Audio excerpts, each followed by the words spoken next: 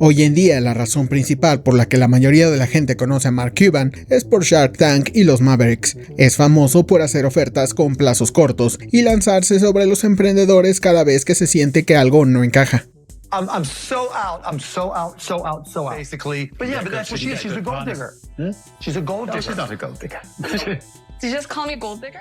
Recientemente se ha visto muy involucrado en la política estadounidense, dando su opinión en varios programas políticos. Su personalidad explosiva y su gran ego también son difíciles de ignorar. Sin embargo, a pesar de estas peculiaridades, Mark es con diferencia el tiburón más confiable de ese programa, cumpliendo con el 87.5% de los acuerdos que hace al aire.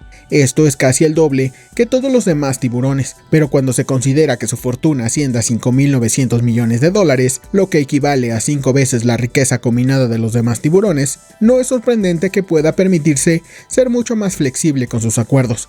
Aunque Mark suele hablar de cómo tuvo que esforzarse para llegar a la cima, nunca queda del todo claro cómo hizo su fortuna. Así que aquí te contamos cómo Mark Cuban se convirtió en uno de los empresarios más influyentes en los medios. Mark Cuban causó mucha polémica recientemente, ya que tiene una relación amor-odio con Donald Trump, con el cual siempre ha tenido una rivalidad con fortunas muy similares y participaciones en la TV. Por ello es importante saber la información exacta y real de lo que sucede en el mundo, ya que sabemos que las narrativas de los medios de comunicación buscan reforzar sus intereses o incluso es difícil saber en qué información confiar, a sabiendas incluso de que somos presa de los algoritmos manipulativos. Por ello, para estar informado y tener las fuentes más justas para nuestras investigaciones, hemos estado utilizando Ground News, una aplicación y website que combina noticias de todo el mundo y te permite comparar sus coberturas. Cada medio lo podemos valorar según su inclinación política, si son de derecha o de izquierda, o incluso del centro. Con Ground News puedes encontrar miles de noticias y saber quién las financia, de dónde viene, e incluso enterarte de las noticias que probablemente te perderías al seguir viendo medios que exageran o sensacionalizan la información. Yo te recomiendo la suscripción Vantage, la cual te da más por tu inversión y gracias a esta colaboración, Ground News nos permite ofrecerte un 40% de descuento. De hecho, es la que estamos utilizando en Lógicamente Aclarado. Y si te suscribes ayudarás al canal y al mismo tiempo también apoyas a Ground News en su esfuerzo por hacer el panorama mediático más transparente. Links en la descripción. Echando un vistazo al pasado, Mark nació el 31 de julio de 1958 en Pittsburgh, Pensilvania, en el seno de una familia judía inmigrante.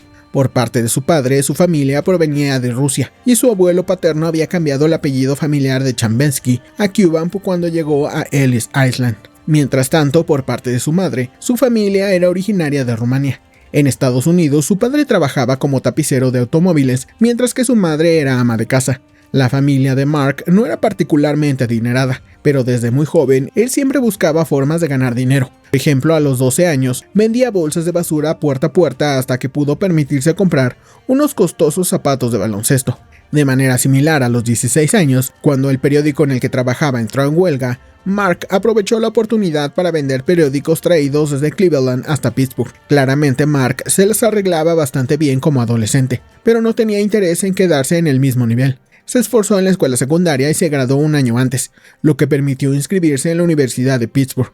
Inicialmente eligió esta universidad porque era un gran fanático de los Pittsburgh Steelers, pero después de solo un año se dio cuenta de que era mejor elegir una universidad en función de los costos. Por ello se trasladó a la Universidad de Indiana en Bloomington, ya que ofrecía la matrícula más barata entre las 10 mejores escuelas de negocios. Sin embargo, Mark nunca abandonó su espíritu emprendedor. En la universidad ayudó a administrar un pub y enseñó clases de disco, pero pronto sus días universitarios llegarían a su fin en 1981, cuando se graduó con una licenciatura en Administración de Empresas, especializada en gestión. Tras terminar la universidad, Mark regresó a Pensilvania y consiguió un trabajo en Mellon Bank. En ese momento, Mellon Bank estaba en proceso de transición del papel a las computadoras, lo que le mostró a Mark el gran potencial de la informática. Sin embargo, no permaneció mucho tiempo allí. Solo un año después decidió mudarse a Dallas, Texas, y consiguió trabajo como bartender y como vendedor en una empresa llamada Your Business Software.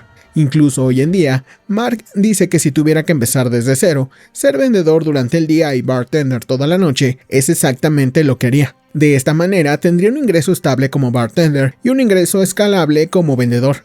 Desafortunadamente para Mark, perdió su trabajo como vendedor durante su primer año porque un día estaba reunido con un cliente en lugar de abrir la tienda. En lugar de buscar otro trabajo, decidió que era el momento de comenzar su primera empresa. La primera empresa de Mark fue un servicio de consultoría de software llamado MicroSolutions. El negocio era básicamente una copia de su antiguo empleador, Your Business Software, pero Mark sentía que podía hacerlo mucho mejor que ellos, y realmente eso era lo que necesitaba. Uno de los principios fundamentales de Mark en los negocios es que la ejecución es mucho más importante que la idea. Él dice que todo el mundo tiene una gran idea, pero muy pocas personas son capaces de ejecutarla. Mark también predica que seguir tu pasión es una de las grandes mentiras de la vida. Si hubiera seguido su pasión, dice que habría terminado siendo un jugador fracasado de baloncesto o de béisbol. En cambio, Mark siempre ha insistido en seguir la oportunidad. Y la oportunidad con MicroSolutions era que ya había construido una base de clientes que en su antiguo trabajo, así que solo tenía que convencerlos de cambiarse, y siendo el negociante que es, esto no fue difícil. Además de construir una sólida base de clientes que incluía personas como Ross Perot, Mark adoptó rápidamente nuevas tecnologías, como el uso compartido de pantalla a distancia, plataformas de software cliente-servidor y por supuesto Internet. Para 1990, MicroSolutions había crecido hasta alcanzar los $30 millones en ingresos, y este desempeño excepcional comenzó a atraer ofertas de adquisición.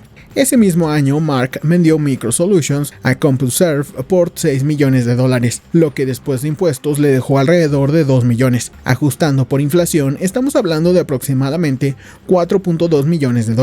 No era suficiente para ser multimillonario, pero Mark estaba más que feliz con esa cantidad. Verás, Mark nunca intentó convertirse en multimillonario.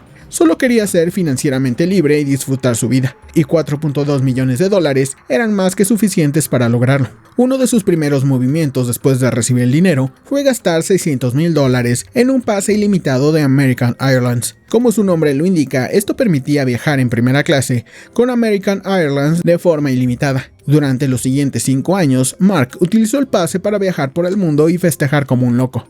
So I bought that lifetime pass on American Airlines. We'd walk into a club, and this is after I sold my company, and we just buy bottles of Cristal for everybody.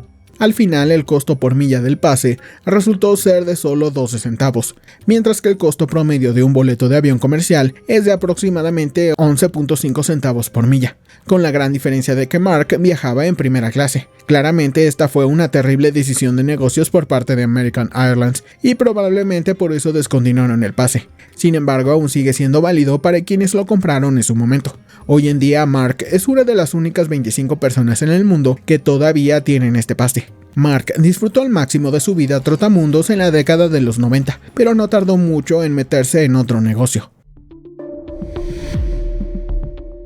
Mark no fundó esta siguiente empresa. De hecho, ni siquiera estaba buscando involucrarse en otro negocio, pero cuando la oportunidad apareció no pudo resistirse. Uno de sus amigos de la universidad, Todd Warner, le presentó a un hombre llamado Cameron Jeff.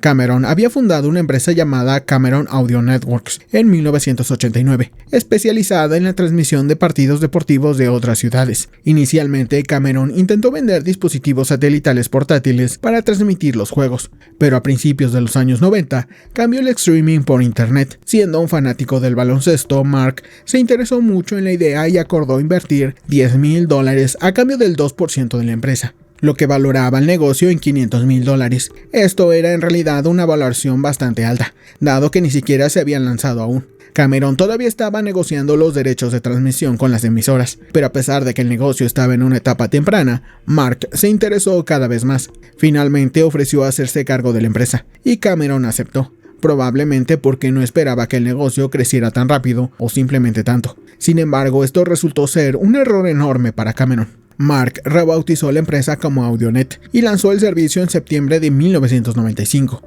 Más adelante, en 1998, cambiaría el nombre nuevamente a Broadcast.com. Mientras tanto, el negocio estaba creciendo rápidamente, alcanzando 570,000 usuarios en sus primeros años. Idealmente, este negocio debería haber valido unos pocos millones de dólares, tal vez 10 millones como máximo, pero esto ocurrió en plena burbuja de .com.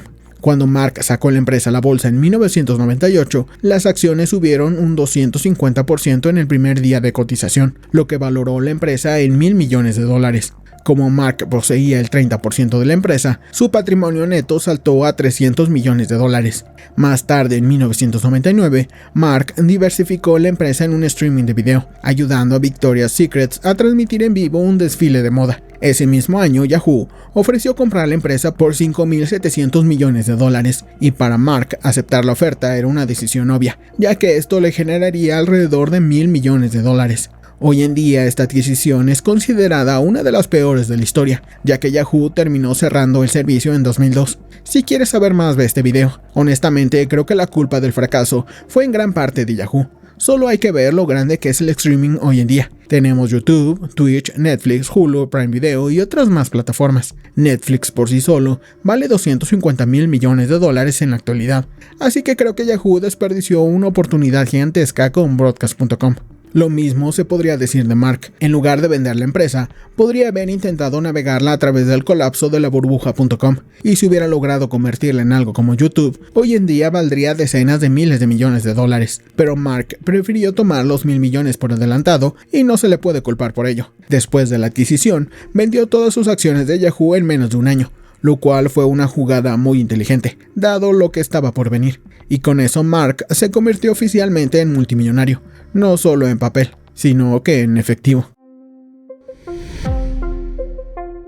Mark es en realidad muy transparente sobre haber tenido suerte extrema con Broadcast.com. En primer lugar, tuvo muchísima suerte al ser presentado a Cameron.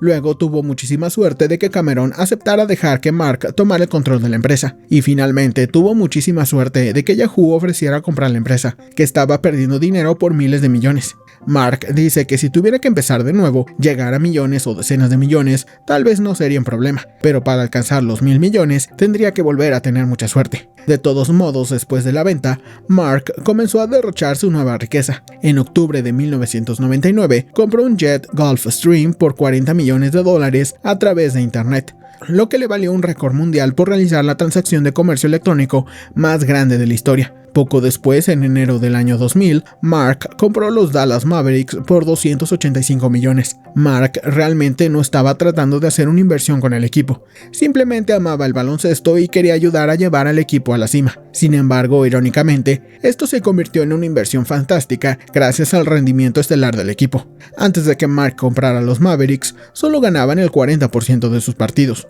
pero en los 10 años siguientes de su compra, los Mavericks han ganado el 69% de sus partidos, e incluso se coronaron campeones de la NBA en 2011. Hoy día los Mavericks están valorados en $2.700 millones, lo que representa casi 10 veces la inversión inicial de Mark. Mark también ha intentado incursionar en el mundo del entretenimiento durante bastante tiempo, y aunque Shark Tank es extremadamente exitoso hoy en día, no se puede decir lo mismo de sus primeros intentos.